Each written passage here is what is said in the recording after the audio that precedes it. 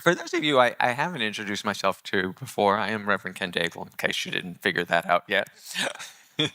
um, and this is my first talk back since I've been gone for over a month.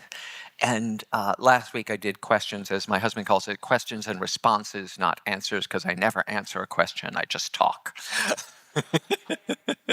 Right? It's fair. It's absolutely fair. But there's also questions that have no answer. Like one of the questions I got last week was, what is God? That's what theologians have been trying to answer for millennia, and every time they fail. But the question is so important for us right now because we're living in a time that calls for something bigger and something greater than we've ever understood. I mean, we live in a time of amazing progress. And yet, we are constantly questioning, what is the meaning of our lives? What is the meaning of what's happening in the world? The pain and the struggle and the injustice and the violence and the hurt we see everywhere around us. You have to be blind and numb not to feel it and experience it. So we live in this paradox of this process of progress. We live in this paradox where AI and the internet and the technology for medicine and for what we can do with the human body and how we can heal and how we can prevent disease has never, ever been greater in the human experience. And yet more people are distrusting of it all. More people feel lonely and depressed, isolated, and not connected to each other. More and more people are turning away from modern medicine and turning to indigenous and natural healing because of all of the systems that we have created around what we call healing, and have left us all in a place where we are skeptical and jaded and bitter. And I am not immune to that process. Turn on the radio, turn on your TV, open up your phone, and you're bombarded with it. I noticed it yesterday as I turned on the TV and I saw a report about what had happened on Friday and what happened on Saturday, and it just made my heart ache. Heartache, because politics in our nation and around the world are in pieces that everything that we value seems to be put up to the highest bidder. Everything that we hold dear and sacred in taking care of each other and understanding the connection between us all is trampled and disregarded and thrown out like it's yesterday's trash. Then the answer seems to be more rhetoric, more fighting, more calling names. So they did it to me. So I feel like I'm navigating my 7-year-old and 10-year-old.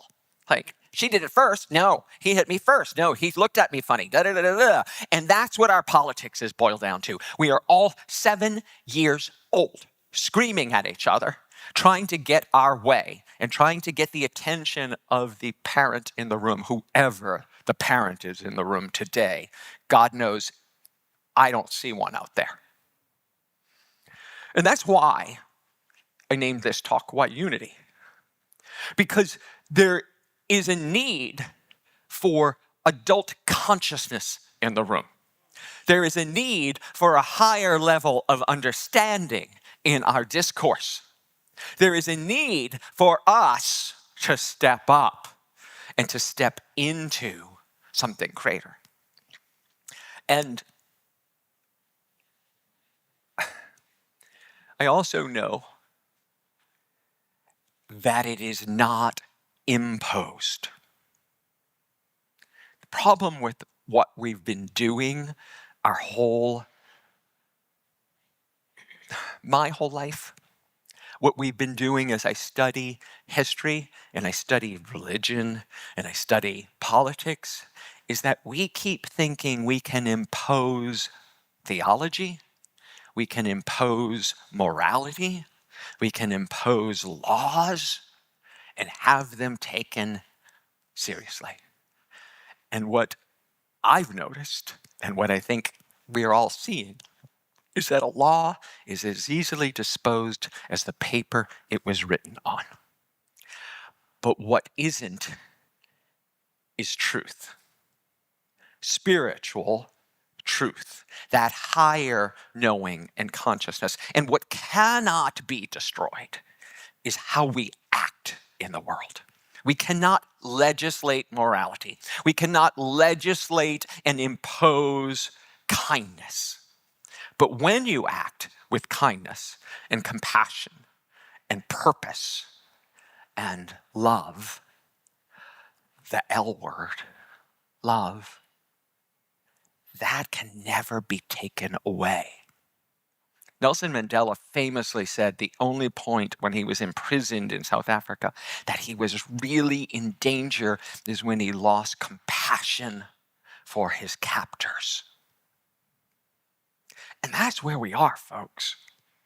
That's where we are. We are all losing compassion for our brothers and sisters because we call them bad. We call them evil. We call them wrong. And I know they're calling us bad and evil and wrong. Whatever side you are on, whatever side of this spectrum of politics and religion you're on, religion is in ruts of we are the only ones who have the right answer. Bullshit. Religion is in ruts of this is what the only way is. You see it trying to be legislated. Call BS. There is only our first principle, one power and one presence in the universe and in our lives, God. God. And if God is all that there is, it can't just be in one spiritual practice.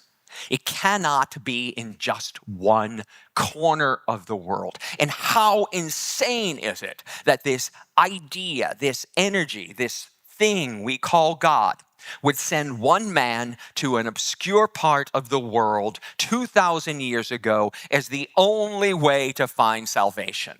It's just nonsense. And I'm going to say it from the platform. What we are called to is something greater. The man, Jesus, walked this planet and preached love. I choose to follow the path of Jesus rather than the religion about Jesus.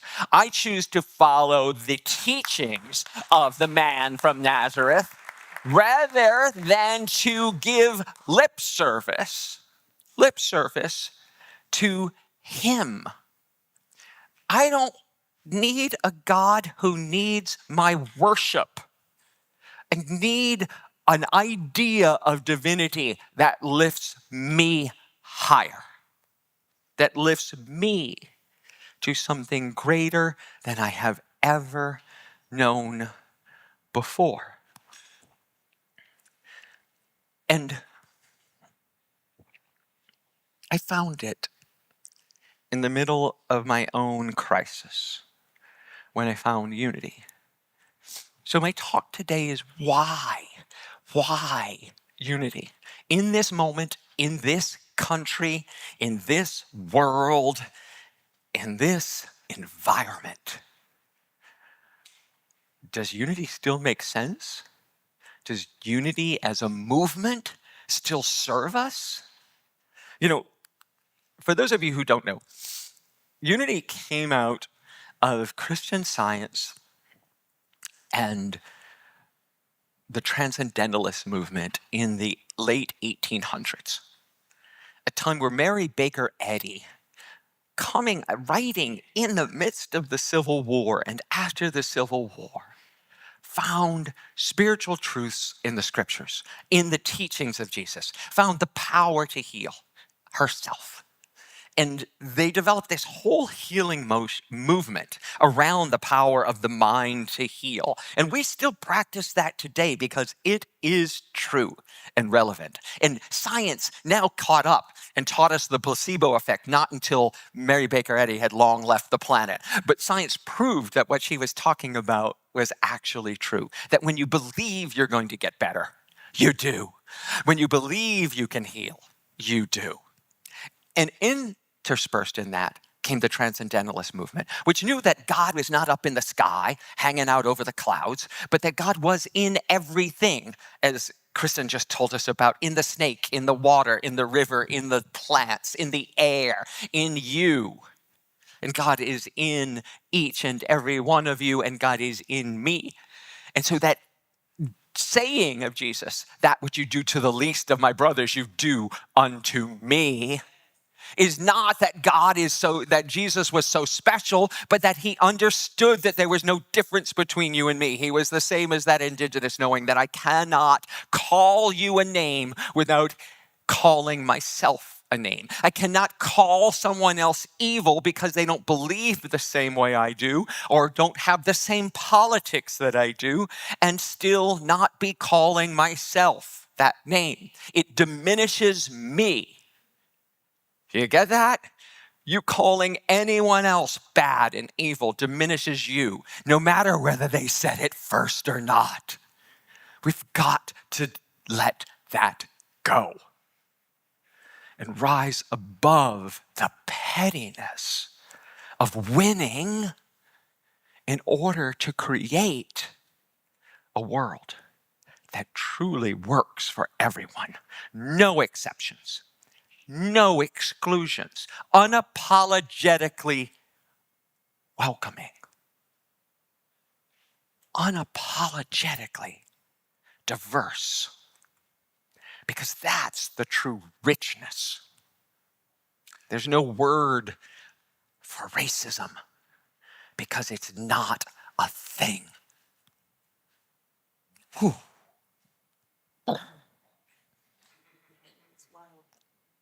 Mic drop. That's the world I want. That's the world we have the power to create. And that's the world that unity came out of in the middle of the 1800s. In 1889, Charles and Myrtle Fillmore devoted all of their life and their work to this idea. And they did it through World War I, which showed the incredible power of the industrial revolution weaponized against people on the planet. They led it through the suffrage movement, and that women became equal partners. Some women became equal partners with us here on the planet, and we still fight that fight today. They led it through World War II and the Depression. And they held the principles through the Depression, and they led it through the civil rights movement, and they led it through the AIDS crisis when I discovered unity. And they led it through all of the challenges we've had since up until this moment, through COVID and all of the political and wars that are going on right as I speak. So why unity? Why do I want to give my time and my attention, and why should you all be here listening to me? Why should we be listening to these teachings? Why should we be supporting this as the way forward when the world is filled with spiritual paths that we can go?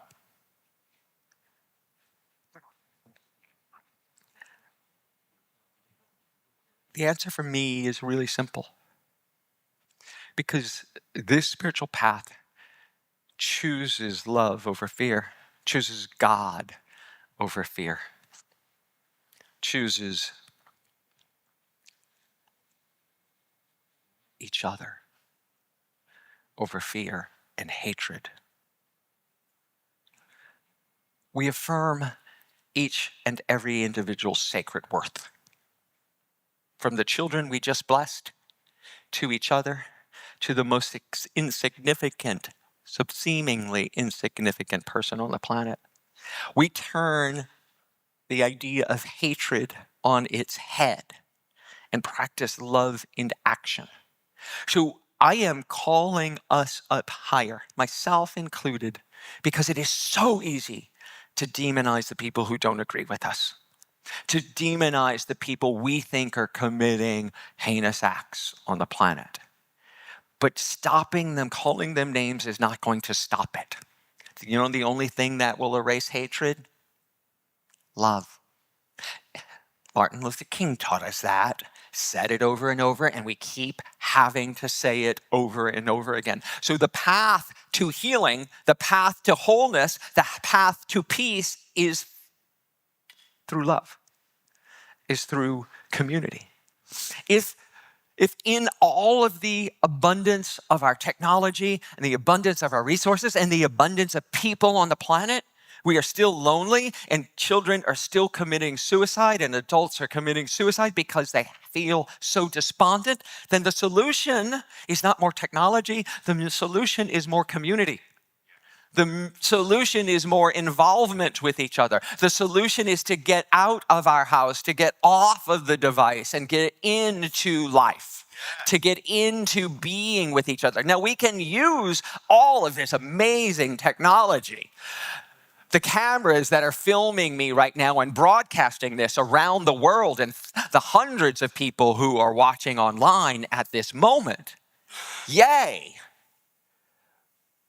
And we need to get up and see each other and touch each other and help each other and lift each other. We will never stop a war by calling one side the victor. They all lose. They all lose. Right now in Israel and Gaza, in Ukraine, in Somalia, and in other places around the planet right now, the human beings there are losing. Losing. And we can stand for peace. Not against war, but stand for peace and compassion. And it begins within us when we put down the sword, when we put down the attack hatchet, when we put down our own vitriol. I come from a minority community, even though I'm a white cisgendered male. I come to you as a gay man who went through my own journey of self-acceptance and self-love and discrimination. And it pales in comparison to the discrimination I know that people in this room have faced in their life and people around the world face today. I want to build a world where racism is not a word. I will envision, I will meditate on that. I will work for that by seeing everyone as best I can as whole human beings, as divine expressions on the planet. And that's what unity teaches me in these 5 basic, not basic at all, these 5 challenging principles that we know. Why unity? Because we choose love over hatred. We choose love over fear. We choose love over lack. We choose love over pain. That doesn't mean that it is simple. It's not. And the people who tell you it's simple, oh, I've done it already. Bless them. We all live in denial in some area of our lives, right? Otherwise, we couldn't get up out of bed in the morning sometimes. But this is a journey I've been on for decades, and I've got more to learn. I'm just here for us to have the conversations with each other. I have more to learn about each and every one of you, about the journey you've on, the miracle you are to be sitting here in the form you are right now, after everything you've been through, after everything you've overcome, after everything you're feeling right here and right now, and that you're sitting here online or in this room with me right now is a friggin' miracle. True, right? Right? Absolutely. How many of people have had a perfect, smooth sailing life? Anybody? No bumps, no hiccups along the way, no disappointments. Not a single hand here in the room. If you're online, write me, please. Write me. So, in this moment, these principles, these teachings, this philosophy, this movement of unity, I believe is absolutely necessary, because the world we know in our hearts, the world I just described, I know that a lot of you share that. I know that it is possible when we envision a world healed, compassionate, inclusive, diverse, when we can see government systems operating with justice for all. We hold these truths to be self-evident, that all are created equal, and all have the right to life, liberty, and the pursuit of happiness. Right? And that there is more than enough to go around. There is no word for poverty. See, I'm using your talk. Sorry, thank you, Kristen. I didn't hear that until this morning, right? But wow, there's no word for poverty. We have a disease of hoarding in our nation. We have a disease of hoarding in this life because people think we have to collect more and more to be safe. We have to fill our bank accounts to be safe enough for anything that might happen. Spirit, God, got this. The infinite flow of the universe comes through the energy we call God, and there is no lack. There's no word for poverty in other languages. And when we shift our consciousness, everything's possible. Unity teaches affirmative prayer, that we don't beg and beseech. We realize and we affirm that we have everything we need and that God is constantly showering upon us. What we need to change, and what we did in the meditation earlier, was start shifting our minds to be able to receive it. You can only receive as much good as you feel you're worthy of. You get that? You can only receive your good to the extent you know you're worthy of receiving it. Otherwise, you will give it away, squander it, lose it, push it away, and live a life of, see, everything always happens to me. Pour me. Pour me another drink.